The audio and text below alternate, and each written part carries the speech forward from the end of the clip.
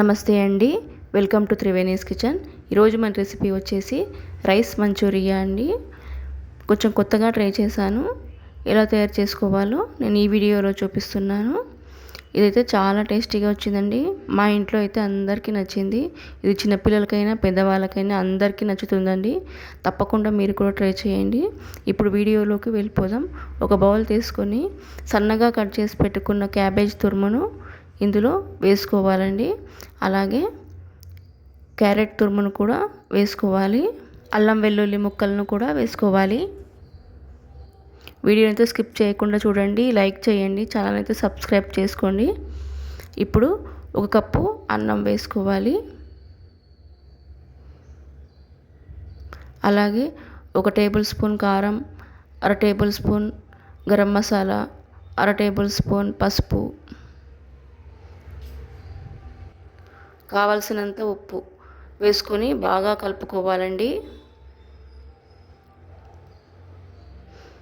వీడియోని అయితే స్కిప్ చేయకుండా చూడండి.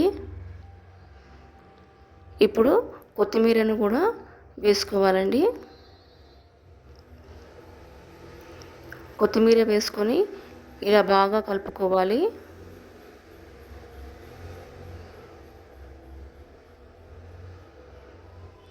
ఇప్పుడు ఒక చిన్న బౌల్ తీసుకొని అందులో ఒక 5 టేబుల్ స్పూన్ల దాకా మైదా ఫ్లోర్ను కొంచెం వాటర్ వేసుకొని జారుగా కలుపుకోవాలండి. అంత జారుగా కాకుండా కొంచెం తిక్కుగానే కలుపుకోవాలి. ఇప్పుడు ఈ మిశ్రమాన్ని ఇలా చిన్న చిన్న లడ్డూల్లా తయారు చేసి పెట్టుకోవాలండి. ఇలా ఈ విధంగా రావాలి డిప్ చేసుకున్నప్పుడు.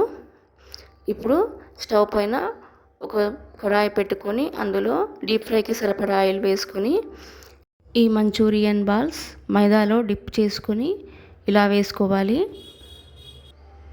వేసుకొని గోల్డెన్ కలర్ వచ్చేంత వరకు ఫ్రై చేసుకోవాలండి.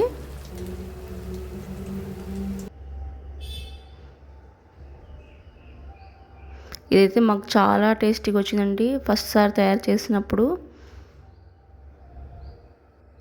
అయిందండి. ఇప్పుడు స్టవ్ పైన ఇంకో కడాయి పెట్టుకొని అందులో 6 టేబుల్ స్పూన్ల దాకా ఆయిల్ వేసుకొని పచ్చిమిర్చి, ఆనియన్ వేసుకోవాలి.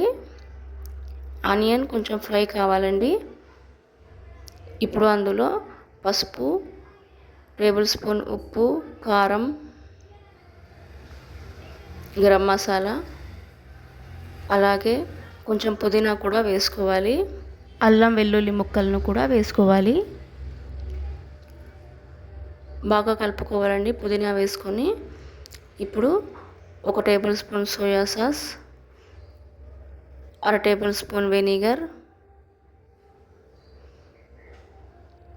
వేసుకొని కలుపుకోవాలి. అలాగే టొమాటో సాస్ అండి 3 టేబుల్ స్పూన్ల దాకా వేసుకోవాలి. ఇప్పుడు మంచూరియన్ బాల్స్ వేసుకొని బాగా కలుపుకోవాలండి. కొత్తిమీరను కూడా దీంట్లో వేసుకోవాలండి. వేసుకొని బాగా కలుపుకోవాలి. కొత్తిమీర వేసుకున్నాక ఒక 2 మినిట్స్ మూత పెట్టుకోవాలి. ఇప్పుడు సర్వింగ్ ప్లేట్లో సర్వింగ్ చేసుకోవాలి. ఆనియన్తో దీనికి గార్నిష్ చేసుకున్నానండి. ఎంతో కమ్మనైన రైస్ మంచూరియా రెడీ అయిందండి. చాలా టేస్టీగా వచ్చింది. తప్పకుండా మీరు కూడా ట్రై చేసి ఎలా వచ్చిందో కామెంట్ సెక్షన్లో కామెంట్ పెట్టండి.